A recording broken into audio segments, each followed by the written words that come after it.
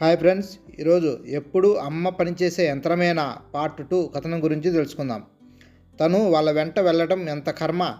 తర్వాత నేను రాలేనురా బాబు అనటం మొదలెట్టింది. పిల్లలే వెళ్ళొస్తున్నారు. ఆ ఇల్లు చాలక అది బాడుగకు ఇచ్చేసి మరో పెద్ద ఇల్లు బాడుగకు తీసుకున్నారు. రవీంద్ర, శ్రావ్య. ఫ్రిడ్జ్ వచ్చింది, పెద్ద సైజు 2-in-1 వచ్చింది, ఫోను, హోమ్ బెడ్స్ వచ్చాయి. విశాలాక్షికి మరింత పని బాధ్యత పెరిగింది. 2-in-1లో పిల్లలు హిందీ పాటలు, తెలుగు పాటలు పెద్ద సౌండ్తో పెడతారు. స్టీరియో సిస్టమ్ ఇల్లెగిరిపోయే శబ్దం. విశాలాక్షికి తల పగిలిపోతుంటుంది. ఆ మాటను 5-6 సార్లు రవీంద్రకి, శ్రావ్యకు చెప్పి చూసింది. ఏం వెధవ పాటలే అవి, వింటుంటే ప్రాణం పోతోంది.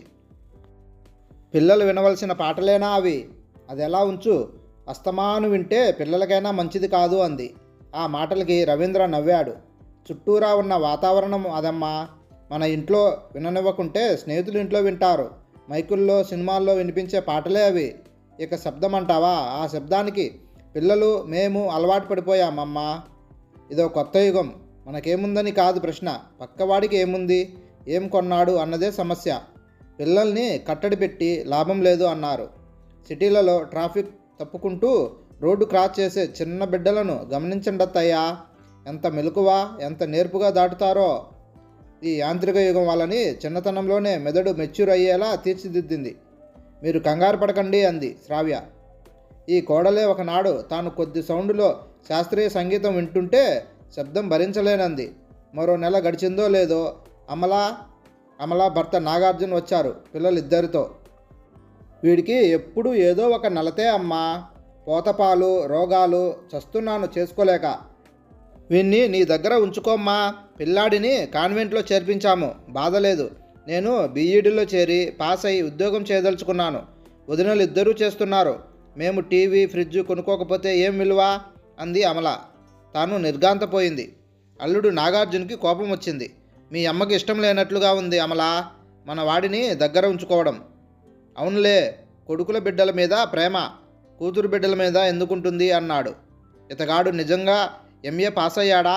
ఆ చదువు వీడిలో పెంచిన సంస్కారం, ఆలోచన ధోరణి ఇదా అని మరోసారి నిర్ఘాంతపోయింది విశాలాక్షి. మా అత్తగారు నా పిల్లల్ని లక్షణంగా ఉంచుకుంటుందే అమ్మా. కానీ రేపు ఎప్పుడైనా మీ అమ్మ పెంచనంటే నేను కదూ పెంచాననే అవకాశం ఇవ్వకూడదనే. కానీ అయినా నా పిల్లాడు నాకు బరువే కాదు. కేర్ సెంటర్లో వదిలి నేను బీఈడీ పాస్ అవుతాను, అంతేకాని నా చదువు, ఉద్యోగం మానుకోను అంది అమల కోపంగా. విశాలాక్షి నవ్వింది. పిల్లల్ని ఉంచి వెళ్ళు. 2 ఏళ్లలోపు నీ పిల్లాడికి వేలకు పోతపాలు, ఆహారం, మందులు, ఆ బాధ్యత ఇక నాదే అంది. అమల, నాగార్జున్ ప్రసన్నంగా వెళ్ళిపోయారు. ఆ రోజంతా, ఆ వారమంతా పిల్లాడు తల్లి కోసం బెంగపడ్డాడు. జ్వరం వచ్చింది. అయినా అమల, నాగార్జున్ రాలేదు. వాడే సర్దుకుంటాడు అన్నారు ఫోన్లో. ఇంటి పని, పిల్లలందరి పనితో పాటు పసివాడి పెంపకం, అది 40 ఏళ్ల తర్వాత సర్కస్ చేసినట్టుంది ప్రాణానికి. తల్లిని మరిచే ప్రయత్నంలో అమ్మమ్మను ఆసరాగా చేసుకోవటానికి అస్తమాను ఖర్చుకొని పడుకుంటాడు. జబ్బు చేస్తే పక్కలో ఒంటెలు పోస్తాడు. విశాలాక్షికి నిద్ర పట్టదు. రాత్రంతా జాగారం, పగలంతా పని. ఆ రాత్రి అసలు నిద్ర పట్టలేదు ఆమెకు. ఏమిటి జీవితం? రిటైర్ అయ్యాక తాను సాహిత్యం చదవచ్చు అనుకుంది, సంగీతం వినవచ్చు అనుకుంది. 3 పిల్లలు, బాధ్యతలు పూర్తయ్యాయి కాబట్టి ఆ బిడ్డలు తనని అపురూపంగా చూసుకుంటుంటే వాళ్ళకి చేతనైన సాయం చేస్తూ శేష జీవితం గడపొచ్చని కలలు కన్నది. కానీ జరుగుతున్నది ఏమిటి? కొత్త బాధ్యతలు చుట్టుముట్టాయి. జనరేషన్ గ్యాప్లోని మార్పులకు తనంత సర్దుకుపోయినా తట్టుకోలేకపోతోంది. సాహిత్యం లేదు, సంగీతం లేదు, భక్తి లేదు, ముక్తి లేదు. కుడితిలో పడ్డ ఎలుకలా గిలగిలా తన్నుకుంటోంది. ఎవరి పిల్లలు వారికి బరువై ఆ బరువు తన నెత్తి మీదకి తోశారు. ఆ పిల్లల ధోరణి, సినిమాలు, చర్చలు, కబుర్లు తను సహించలేనివి, తను కంట్రోల్ చేయలేనివి. అంత శక్తి లేదు తనకి. శారీరకంగా, మానసికంగా 25 ఏళ్ల జీవిత పోరాటంలో అలసి అరిగిపోయిన తన శరీరం, మెదడు ఏ చిన్న బరువు మోయలేని స్థితిలో ఉంది. ఇది గ్రహించే వాళ్ళెవరు? తన పిల్లలకే అర్థం కానప్పుడు తన కోడళ్ళకి, అల్లుడికి అర్థమవుతుంది అనుకోవడం భ్రమ. మగాళ్ళు రిటైర్ అయితే మరో రకంగా బాధపడతారని విన్నది తాను. ఎంతకీ తమని కొడుకులు కోడళ్ళు ఆర్థిక పరంగా గౌరవించడం లేదని బాధపడతారు వాళ్ళు. కానీ స్త్రీ సమస్య అది కాదే. ఆమెకు జీవితంలో బాధ్యతల నుంచి రిటైర్మెంట్ లేదా, రాదా? చివరి శ్వాస వరకు ఇలా లాగవలసిందేనా? కర్మచాలక మంచంలో పడితే ఇక ఆమె బ్రతుకు మరింత దుర్భరం అవుతుంది. ఈ కొడుకులు కోడళ్ళు కూతుళ్ళు అల్లుళ్ళు ఆమె గతకాలపు సేవ అంతా విస్మరించి ప్రస్తుతపు బరువే గుర్తుంచుకుంటారు. ఎలా ఈ శని విరగడవుతుందా అని బాధపడతారు. ఏది దారి అనుకుంటూ తెల్లవారుజాముకు ఆమె ఒక నిర్ణయానికి వచ్చింది. రవీంద్ర, నేను అర్జెంటుగా విజయవాడ వెళ్తున్నారా అంది. అమలని చూడాలి. నెల క్రితమేగా వచ్చి వెళ్ళింది. నువ్విలా హఠాత్తుగా ప్రయాణం పెట్టుకుంటే మా గతేం కావాలి?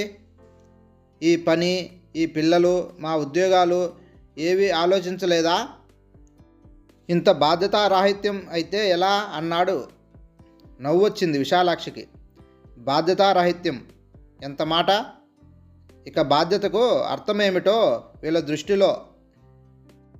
కాదురా, వెళ్ళాలి మొండిగా అని జవాబుకు ఎదురు చూడకుండా సూట్ కేసును అమలా కొడుకును వెంటబెట్టుకుని రిక్షా ఎక్కింది. బస్టాండ్కి వెళ్ళి బస్సులో కూర్చుంది. అర్ధాంతరంగా నా పిల్లాన్ని నా నెత్తి మీద తోస్తే ఎలాగే అమ్మా? నాకు జాబు వచ్చి 3 నెలలేగా అయింది. ఆ జాబు రావడానికి లంచంగా 4,000 కట్టాను. కనీసం ఆ 4,000 సంపాదించుకొని ఇవ్వవే అంది అమల నిష్ఠూరంగా.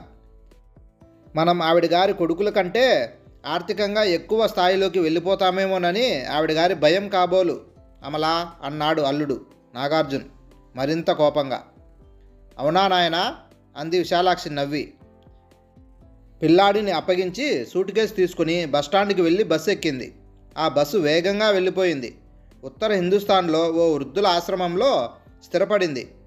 ఈ ఏర్పాటుకు కావలసిన డబ్బు తనకు వచ్చిన అరియన్స్లో నుంచి ఓ 10,000 డ్రాఫ్ట్ ద్వారా ముందే పంపింది ఆవిడ తన పేరుతో ఈ హోమ్కు. అలాగే ఫోటో వివరాలు పంపింది. ఇదంతా ఓ 10 రోజుల క్రితం ఓ ప్లాన్ ప్రకారం చేసుకుంది ఆవిడ. ఆవిడ బయటకు వెళ్ళినా ఇంట్లో ఉన్నా తమ పనులు జరిగిపోతున్న వరకు ఎవరూ పట్టించుకోరని ఆమెకు తెలుసు. నెల తర్వాత అమ్మ ఎక్కడికి వెళ్ళిందో తెలియలేదురా అన్నయ్య అంది అమల. అలవాటు తప్పిపోయిన ఇంటి పని, జాబ్, ఈ పిల్ల మూగగోల అవసరాలతో శ్రావ్య సతమతమైపోతోంది. నమ్మకమైన పని మనిషి కోసం గాలిస్తున్నాను. నీ 2 పిల్లల్ని రాజమండ్రిలోనే కాలేజీలో చేర్చుకో. నా 2 పిల్లల్ని నేను హాస్టల్లో పెట్టేద్దాం అనుకుంటున్నాను అని రాశాడు రవీంద్ర ప్రతాప్కి. ఏమిటో ఆవిడ కర్మ, లక్షణంగా 2 కొడుకులు 2 కోడళ్ళు కూతురు అల్లుడు ఉన్నాం. మా అందరి పిల్లలు ఉన్నారు. అందరి మధ్య నిశ్చింతగా ఉండక ఎటు పారిపోయిందో ఏమో కర్మ. దేనికైనా రాత ఉండాలి, రాత అనుభవించే యోగం ఉండాలి మనిషికి అన్నాడు ప్రతాప్ చుట్టుపక్కల వారితో.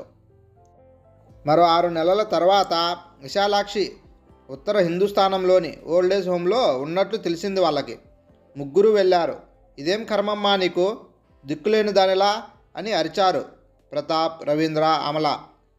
తల్లి ఆరోగ్యంగానే ఉంది, ఆనందంగానే ఉంది. తల్లికి తిండి పెట్టకుండా తరిమేశారన్న నింద, డబ్బు మాత్రం లాగేసుకున్నారు అన్న చెడ్డ పేరు మాకు తేవడానికా ఈ పని చేశావు అన్నారు ప్రతాప్, రవీంద్ర. నా దగ్గర వచ్చి ఉండవే అమ్మా అంది అమల. విశాలాక్షి నవ్వింది. మీరెలా అనుకున్నా, లోకం ఎలా అనుకున్నా నేను బాధపడను. తల్లిగా నా శక్తి వంచన లేకుండా మీ 3 జీవితాలు దారిలో పడేందుకు కృషి చేశాను.